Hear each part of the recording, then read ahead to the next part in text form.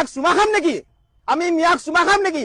স্পষ্ট কথা, মিয়াক পিতা হবই, মিয়াক পিতা হবই। ঐতিহাসিক ৰংঘৰৰ বাকৰিত আমাৰ বৰঘৰত সোমাই কোনোবা মিয়াই অসমীয়াক চেলেঞ্জ কৰিব, ইমান সাহস তেওঁলোকৰ।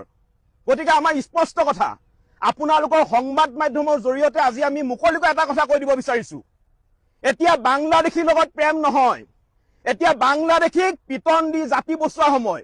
আৰু মিয়াক পিতা হব, এইটো কথা স্পষ্ট, মিয়াক পিতা হবই। আৰু আজিৰ তাৰিখৰ পৰা আমি জাতীয় সংগ্ৰামী অসমে মিয়াৰ বিৰুদ্ধে আমি যিটো অভিযান চলাই আছো, এই অভিযান আৰু অধিক তীব্ৰত হব। আৰু মিয়াৰ হৈ যোনবিলাক মানুহে ওকালতি কৰিবলৈ আহিব, পিঠি গুৰুল কৰি বহল কৰি দিয়া হব।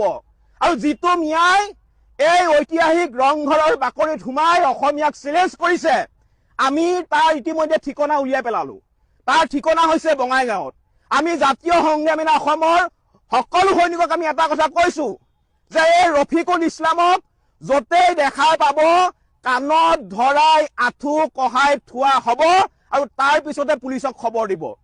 মিয়াই অসমৰ জীয়ৰী বোৱাৰীক মুকলিকৈ ধৰ্ষণ কৰিম বুলি ভাবুকি দিব, অসমৰ বৰঘৰৰ ৰংঘৰত সোমাই অসমীয়াক চেলেঞ্জ দিব, তাৰপিছত আমি কি মিয়াক চুমা খাম নেকি? আমি মিয়াক চুমা খাম নেকি? স্পষ্ট কথা, মিয়াক পিতা হবই, মিয়াক পিতা হবই। আমি দেশৰ কাৰণে মাৰিবলৈ আৰু মৰিবলৈ কোনো কাৰণতে ভয় নকৰো। এইখন অসম হৈছে কেৱল মাত্ৰ অসমীয়া, ইয়াত কেৱল মাত্ৰ অসমীয়া মানুহৰ প্ৰভুত্ব আধিপত্য থাকিব লাগিব। ইয়াত ন্যায়ৰ স্থান নাই। মিয়াই গৈ বাংলাদেশত দম্ভালি মাৰক, কিন্তু কোনো কাৰণতে মিয়াৰ দম্ভালি অসমত নচলিব, সেইটো কথা স্পষ্ট।